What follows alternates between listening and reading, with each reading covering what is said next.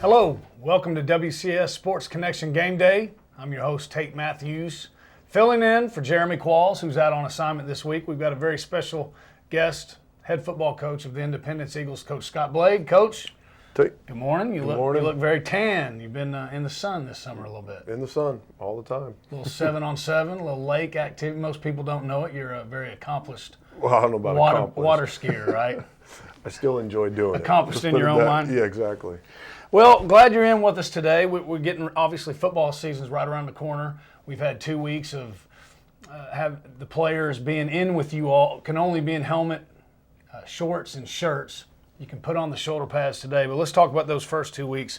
7-on-7, 7v7, become a very big part of high school athletics and high school football all across the Southeast. It's here in Tennessee now, too. You all have been very involved in it. It fits what you all do, but kind of talk about your philosophy of 7v7 preparing you for the regular season. Yeah, I mean, it's for us, it's really important.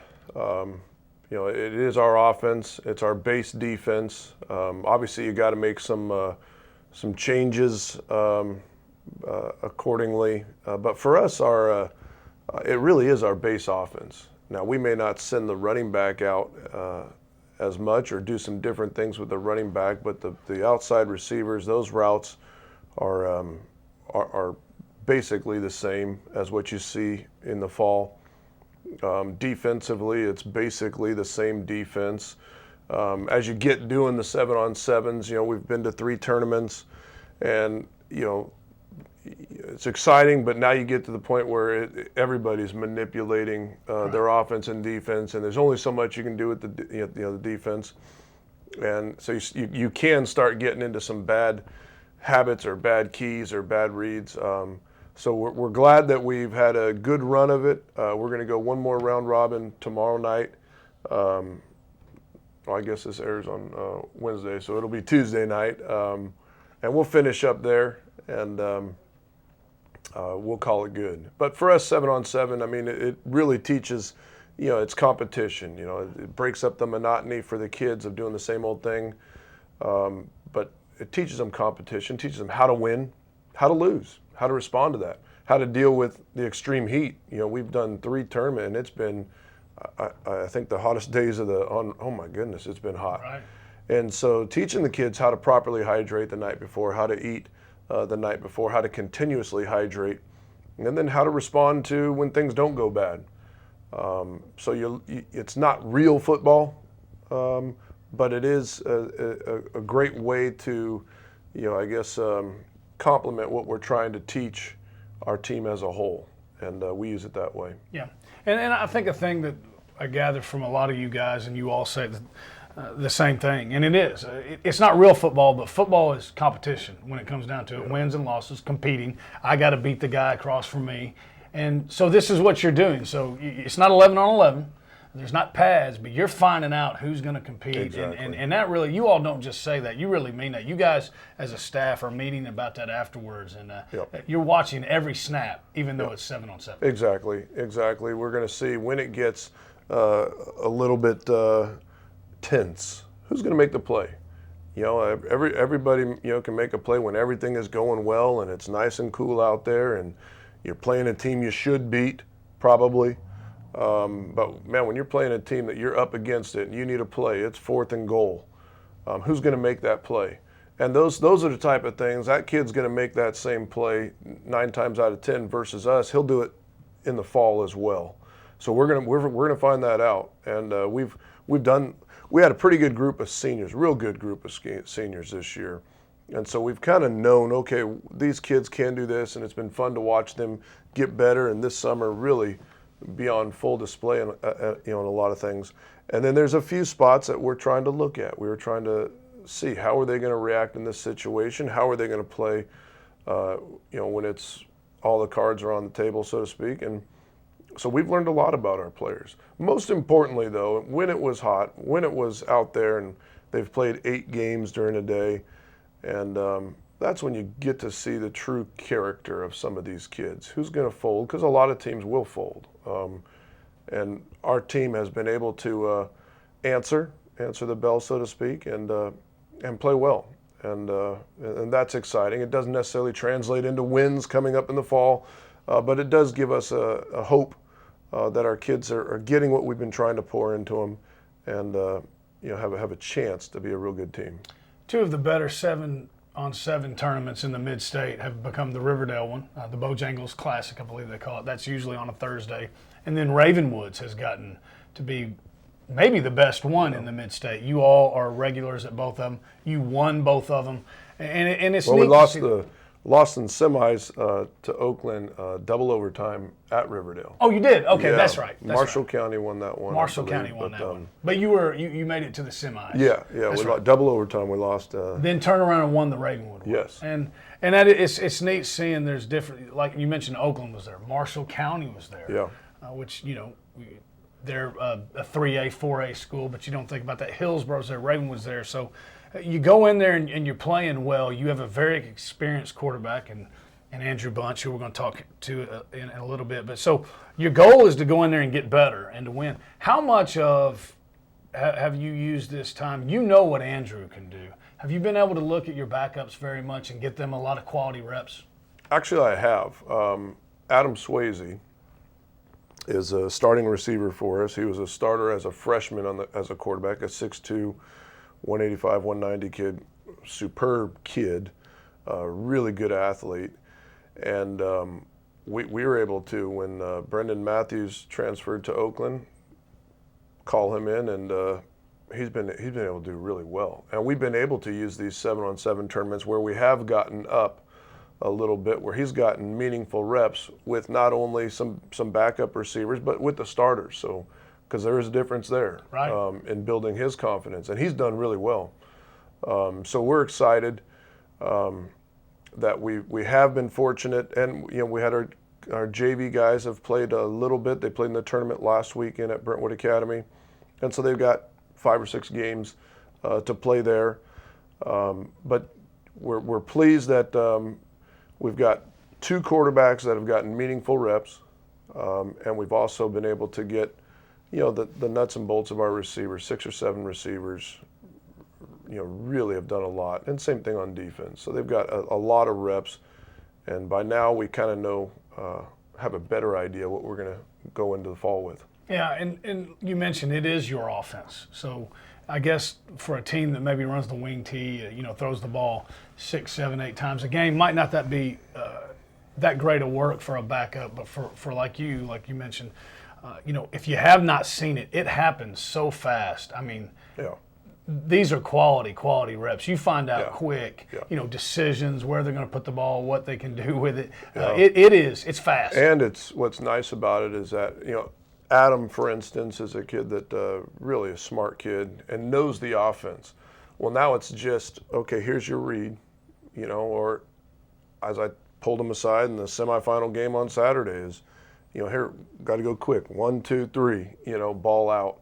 And he understands that. He gets that. So it's one thing to say it or watch film or to rep it in practice, but to be able to pull him aside after a quick rep in a game that means something is good. And it means that much more. It sticks that much more for him. So, I think they're, invaluable. I know in California they do them from April right up until, they're a tournament every week. And so you get, we've had the last 2 weekends in Tennessee. They'll have 8 weekends of it, so they're really going at it, and you really get sharp.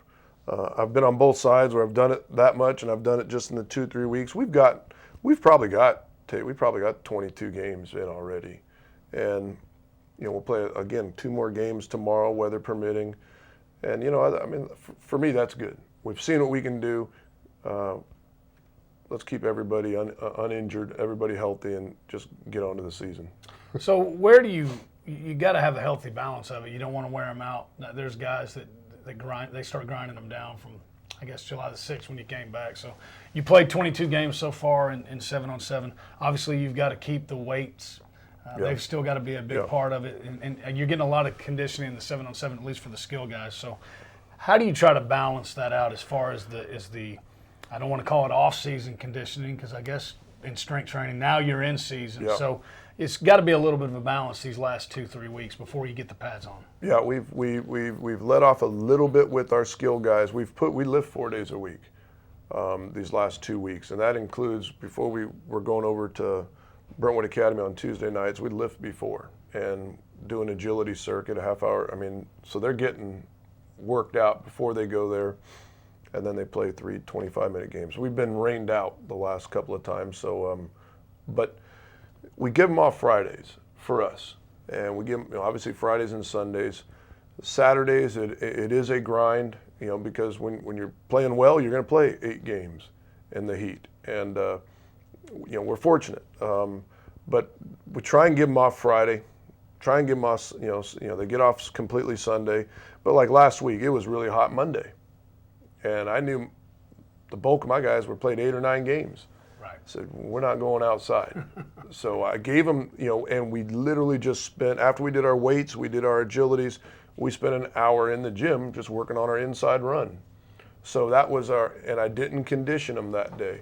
So that was a way of kind of letting off the legs a little bit and really focusing on, but still having a focused, practice, without messing with the heat index, without messing with anything out there, and trying to get after the kids. And to be honest with you, today I will probably do the same. And the rest of this week, I will probably we'll shorten things down at the very least on Thursday, so that they have a 3 and possibly a 4-day weekend coming in. So in June, we only go 3 days a week, and this is the second time in my career I've done that. So we just go Monday, Tuesday, and Thursday. We work them hard, but I also want them to want to be there. I want them to be fresh when they come see us, and I think it's worked out well for us. So there is a balance between trying to keep them fresh and still keep moving forward. Yeah, and I think that the guys that have got it figured out, and you're one of them, one of the guys I really respect and played for, that's the way he did it. But the days of the 3, 3.5, 4, if you're doing it right, you can get them in hour and a half, 2 hours, and get them out of there. Anything after that, man, I don't care who they are, you're losing them. Yeah, you start to lose them. And again, if we try and I'm not the end all on this, or I'm not but we try and organize our practices so that we're getting specific things done. We're working on specific weaknesses, and so now when we get ready to go into camp mode next week, our offense and defense is put in. We'll add a little bit, but we could play a scrimmage, this week. We will now start to go into that in-season mode where we're doing special teams as part of our practice, but we do keep it around 2 hours, on Mondays and Tuesdays. Wednesdays a little bit less. Thursday we're out there for an hour, and and just helmets. If you don't know by Thursday, it's too late. Yeah, anyway. yeah. So but that's a nice thing of being in a pro. It's our 3rd year, and we've had such a great senior class this year that they kind of know what's expected. They know, do it right, we do it light. Do it wrong, we do it long. Do it right to the best of your ability. Give me effort, and we move on. And try and protect them and go home and be a kid. We have Coach Scott Blade, head football coach of Independence High School, with us. When we come back, we'll talk about the 2015 football season. High expectations for the Eagles this year. We'll be right back.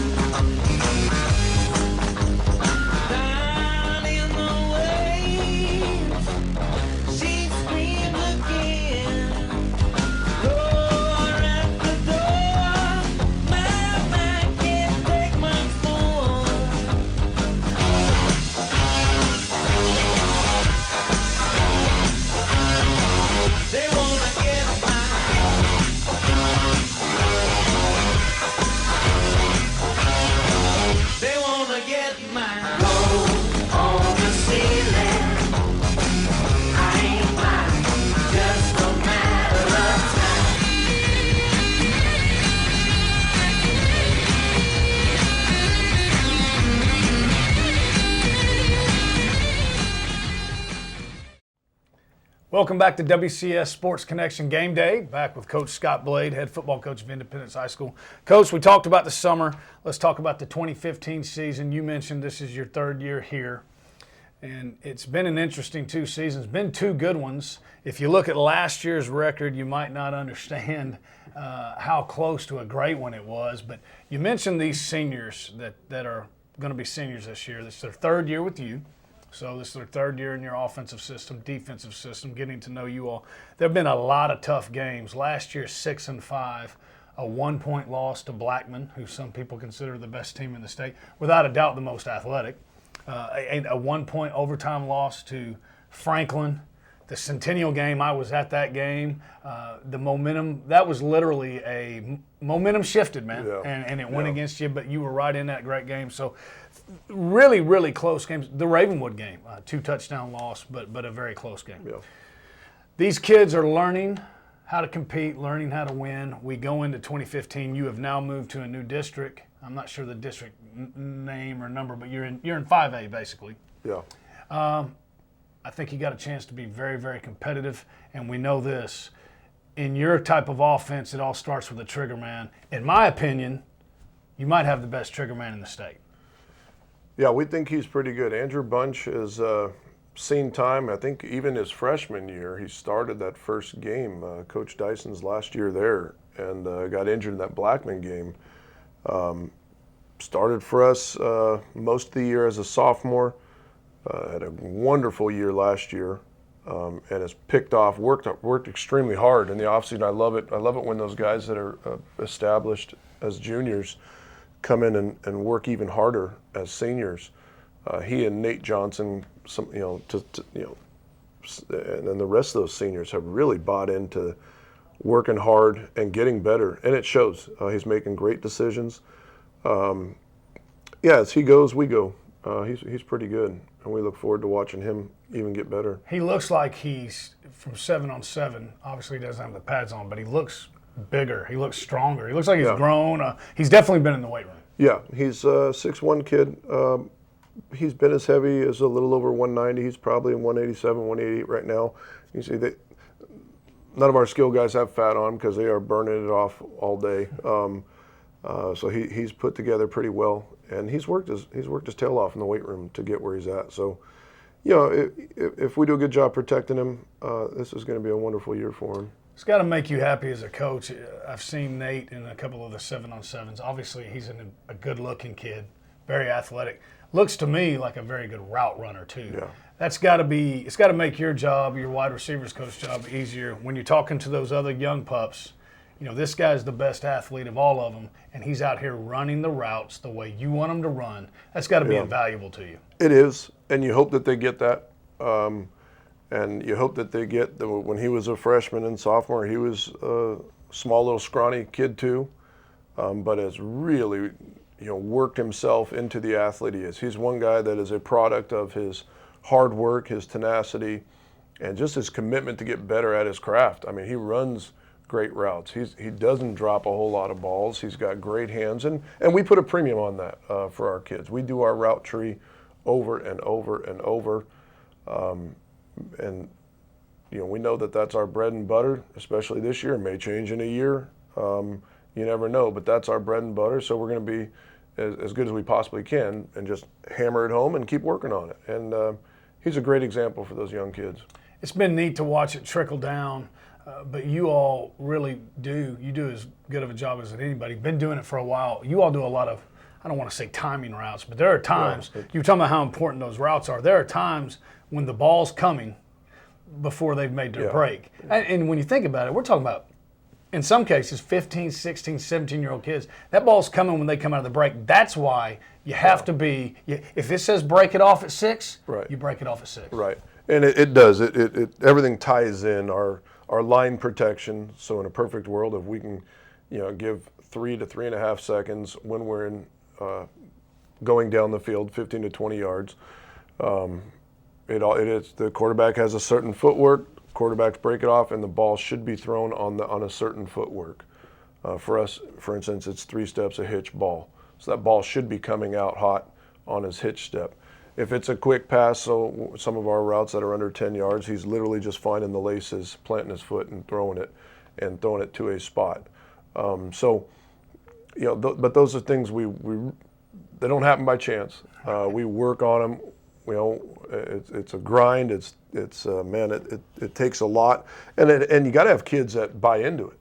You got to have kids that will run 12 yards and turn in. Not 10, not 11. If the route calls for 12, you got to hit 12, and that ball's, you got a window of 3 or 4 yards where that ball's going to be.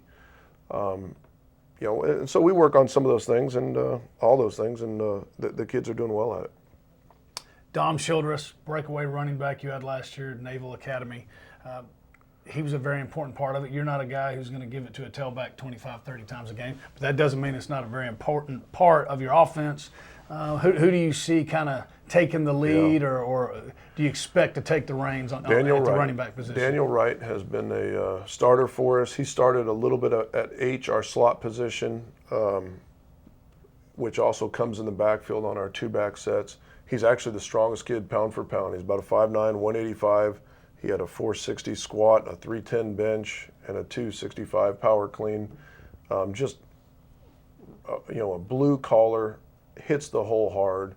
He catches like a receiver, so we use him out of the backfield. He'll do check routes. He'll run a seam every once in a while, and he'll do obviously a big part of our screen game.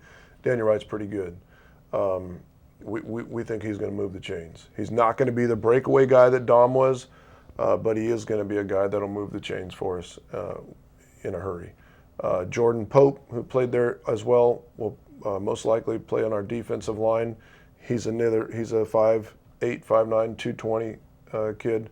That's strong, squats a house, benches a house, and he'll be another one back there. So there is a 1-2 punch. And then we have a new kid that moved in from Utah a few weeks ago, David Demke, who was vying for the starting job at Mike linebacker, but he's also came from a wing T offense in Utah. So he knows a little bit about running a trap and getting us those hard yards. That's what our running game is for. It's really we throw, to open up the run, right. Not the other way. And so you're going to, and everything we do offensively is predicated on what you're doing defensively. If you give us, we're going to try and take it, whatever you give us. And when things are going well, we can do that. When they're not, we punt. But we think we got 2 or 3 running backs that can handle that load this year. Defense, I think, is a little bit harder to play when you're young, and you've been young. You mentioned you got a great group of seniors. Always been able to score points or manufacture points, I guess would be a better way to put it. Yeah. You can do it easier on offense. So going into your third year, 2015, how do you feel about your defense? The best we felt, honestly, the best we felt. Kylan Stribling, I know we're going to talk about. He's a kid that just committed to MTSU on Saturday. His brother played for me my first year is playing at University of Missouri. Kylan is a big, fast, physical corner. We got another we got 2 other corners, Cole Huner and Alan Watson vying for that other spot. They've done a great job. Landon Guidry returns that strong safety. He started all 11 games there last year. He's a junior. And then Ryan Becker right now today has the lead as a starting free safety. And he's a senior. So we've got a couple of juniors, couple of seniors back there. Linebackers we're actually really pleased with. Hunter Dupree has started all 11 games last year. He's at Sam linebacker. Jacob Stoney has started for 2 years. He's at Will linebacker. And either Dimke or the young man from Utah or Michael Weathers will secure that Mike linebacker spot. So we're actually in a place where we have a 200-plus pound linebacker in the middle to sure that up. So defensively, we're really excited. That back 7. Chris Beavers had a great year last year at defensive end. He's had a phenomenal offseason. Bigger, stronger, 6'2", 190, 195 kid with a motor and toughness. He'll play the defensive end. Keegan Hudson started at nose guard last year. Jordan Pope has started for 2 years at the D tackle for us. and then either Brandon Sly, Isaiah DeMello, Ian Graw, or possibly Michael Weathers at that other defensive end spot. So there's about four guys, competing for that other defensive end spot. So I guess on paper and the back end of the game, we're really solid and in the best place we've been for the last 3 years, for sure. And a big part of that also is you've had them 3 years now in the weight room. Yeah. And that that's not something you can turn on and get done. You can come in and put in an offense and a defense in 3 months. You can't right the wrongs in the weight room. That's right. In 3 months. It takes years. That's right. Well, let's talk about the district. It starts off very quickly. Brentwood High School is your first game on August the 21st at Brentwood. Ron Crawford back, a guy you know very well. Yeah. They're very excited about that. You know they're going to be prepared. That's going to be a tough game. Okay, we don't know where they are yet. Yeah. Got to think you're probably a little bit more experienced. Then on August the 28th, Centennial. Man, that is if you're looking at the district, I got to think you two are probably the two favorites.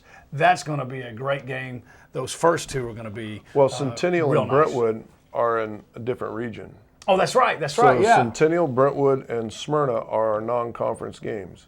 But you hit it right on the head. We open up with Brentwood, and Coach Crawford is an amazing coach, runs an amazing program. He's going to get that place turned around and back in a hurry.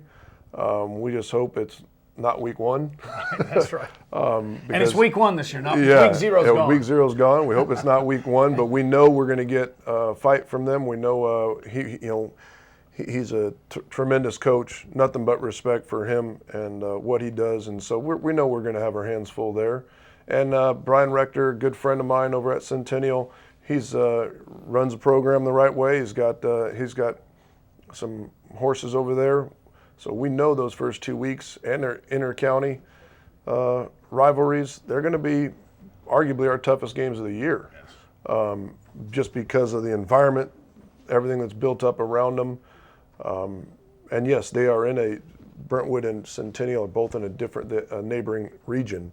I keep forgetting that all four of you all are 5A along with Summit. Yeah. But I forgot they split you all up. They split us. That could be a conversation. That's a whole other show, but yeah. So we've got a tough schedule, starting off with those two, and again Smyrna being 2 weeks later, is always filled with talent, and Coach Williams does a great job over there. We know we're going to have our hands full there. So, and then the rest of the district, I don't know a ton about. In my time here, we've scrimmaged Columbia, and I used to play Shelbyville at Hillsborough. Right. Everybody else, I don't know anything about them, and so it'll make the game prep and the scouting, if you will, that much more important this first year out. Coach, it's been great. I know it's an exciting time of the year for you. This is going to be fun, man. I really like your team. I think a lot of people do as well. Most importantly, I think you like this team. Yeah. So it's going to be fun. It's right around the corner, full pads here in about, 4 or 5 days? Yeah. And then it's on us. So I appreciate you being with us. Great insight, great enthusiasm. You're a real pro, brother. Thanks, Tate. Thanks for having me. Thanks for being with us today on WCS Sports Connection Game Day. Your regular host, Jeremy Qualls, will be back next week. Thanks for watching.